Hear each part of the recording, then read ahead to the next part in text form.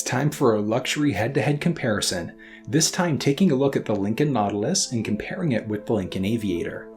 In this video, you're going to learn the basics of both vehicles, looking at technology, interior space, engine options, pricing, and more.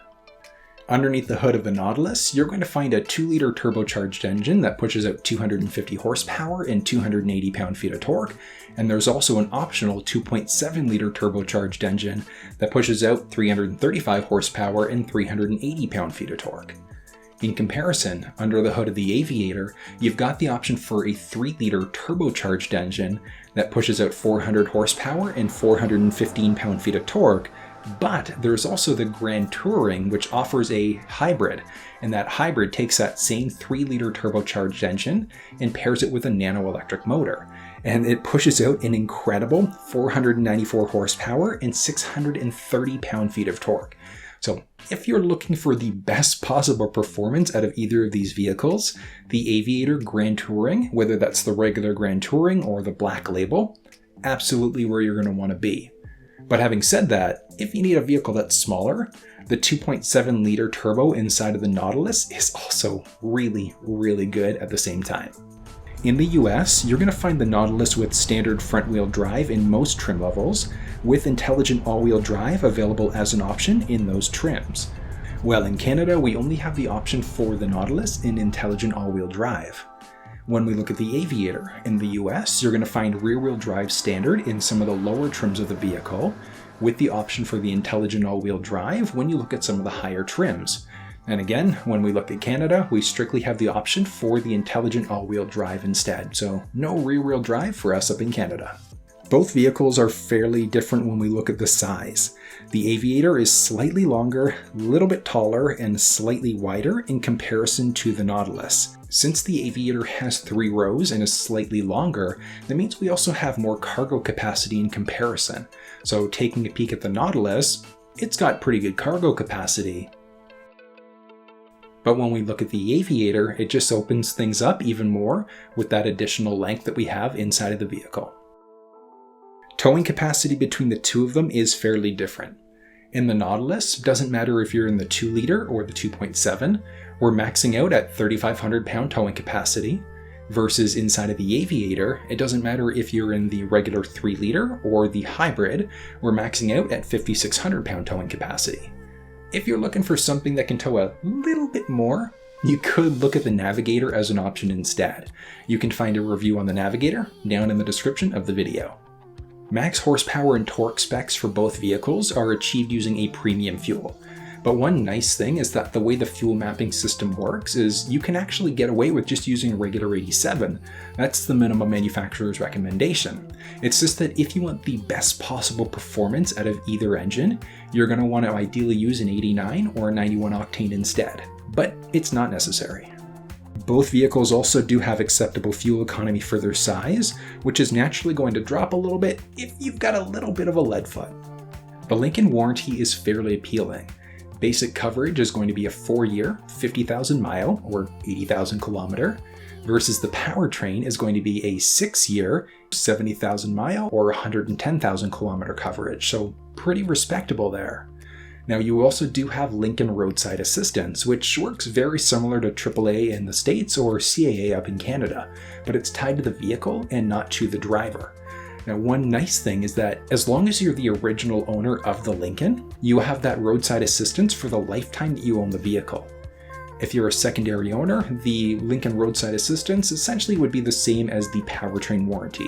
If you decide to go for the Black Label trim level, whether it's the regular Black Label or the Grand Touring in the States, you also will get premium maintenance included with your purchase, and that's going to be good for 4-year, 50,000 mile coverage. Now, whether you're in Canada or the States, regardless of the trim level, you also would have the flexibility of prepaying for maintenance right at time of purchasing your vehicle.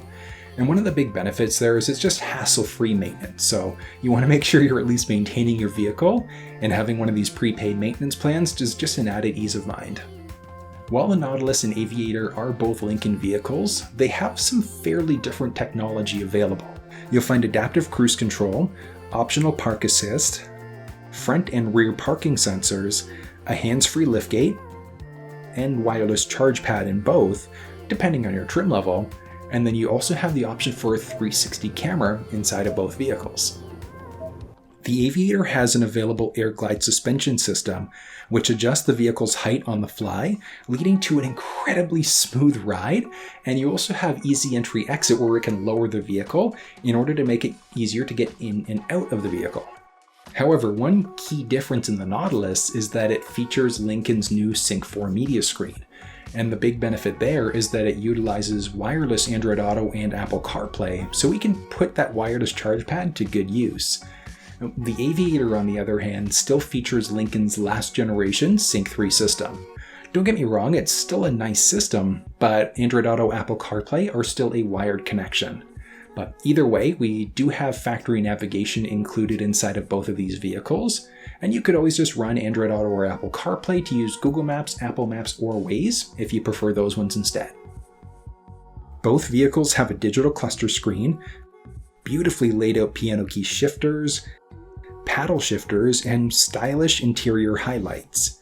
The Aviator also has the option for a heads-up display, which the Nautilus doesn't have an option for as of yet.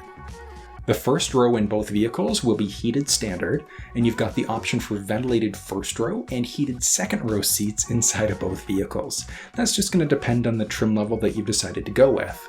The Nautilus has standard power driver passenger seats, but it also has the option for a 22-way perfect position seat that features massage capabilities. But the Aviator kicks that up a notch. It's got the option for 30-way perfect position seats that also feature massage capability.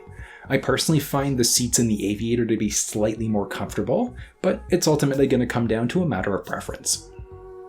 If you're an audiophile, you're going to love what you find inside of the Nautilus and the Aviator. Both vehicles have a 10-speaker sound system standard in the lower trim levels. When we look at the Nautilus, it has the option for a 13 or 19 speaker system, and the Aviator still has that 10 bass, but you can also find a 14 or an impressive 28 speaker Revel audio system. And when you get into that 28 speaker system, the sound inside of it is absolutely incredible. So if you're looking for the best possible sound, Aviator with that high package 28 speaker is where you're going to want to be. The Aviator definitely takes the crown here because of how quiet the cabin is, especially when it's paired with that 28 speaker Revel audio system. It features active noise cancellation that analyzes and cancels outside sound before it hits the cabin. That's paired with acoustic glass all around, a dual wall engine compartment, and dual valve exhaust, so you're left with a quiet ride and a great audio experience. Space-wise, these vehicles are fairly similar for the first row. Inside of the Nautilus, you have a 5-seat configuration with 2 seats in the front and 3 seats in the second row. In the second row, more than enough headspace for like 6'2", 6'3", especially when you have that second row bench reclined slightly.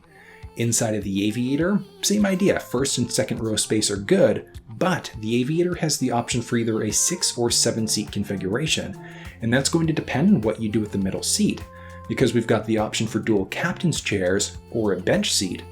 On top of that, you're also going to find the option for a fully functional console that has the controls for the panoramic sunroof. It's going to be a matter of preference, but if you don't need seating for 7 people, I'd recommend probably just the dual captain's chairs, because it's infinitely easier to pass through to the third row of the Aviator. Both rows, so the second and third row of the Aviator, also do feature anchors and tether points. So if you've got front-facing or rear-facing child seats, you do have that available as an option. I do love the panoramic sunroof you're going to find inside of both vehicles. It's glass all around in the top. Now, while the whole roof isn't going to open up, the part that does just opens it up beautifully, and even with the roof closed, it just looks really, really sharp to be able to look up and see everything that's going on around you. The Nautilus and Aviator both have leather seats in all trim levels, with a Venetian leather available as an option when you look at the black label trim, which is going to be a US exclusive. The Nautilus is going to be cheaper than the Aviator when just looking at the numbers. So in Canada, we're between $63,000 and $83,000, versus in the States, we're at about $46,000 up to about $73,000. Inside of the Aviator, you're about $76,000 to $107,000 in Canada, versus about $54,500 and $96,000 in the US. So pricing is going to vary widely on both vehicles depending on how you have it configured. But if you're kind of stuck on how you should build it out, Here are a few ideas on some builds that you could look at as an option. So when we look at the Nautilus, you could look at the Reserve 201A with all-wheel drive and the tow package. That's going to bring you up to $66,003 in Canada versus $59,600 in the US. In the Aviator, we would look at the Reserve 1, which is the 201A package with all-wheel drive, the luxury package, as well as the tow package. And that's going to come to about $85,000 in Canada and about $73,200 in the States. So, do you go for the Nautilus or the Aviator? It's going to depend. Do you need seating for 3, 4, maybe 5, and you don't have a huge demand for cargo space? And if you're looking for a media screen with wireless Android Auto and Apple CarPlay support, the Nautilus is probably where you're going to want to be. But if you need seating for 5, 6, or 7, if you've got greater cargo needs, maybe you want a hybrid, air glide suspension. If that sounds like you, the Aviator is the vehicle you're going to want to look at instead. At the end of the day, the Nautilus and the Aviator are both incredible rides, they're luxurious, and they're feature-loaded, especially when you compare them with their Ford equivalents. And if you want a walkthrough on their Ford equivalents, you can actually take a look in the description of the video and find those walkthroughs. But if you want more in-depth reviews on either the Nautilus or the Aviator, you can also check out these videos here. If you found this one useful, give it a thumbs up, share it with somebody if you think they might find it helpful, and until I see you next time, take care.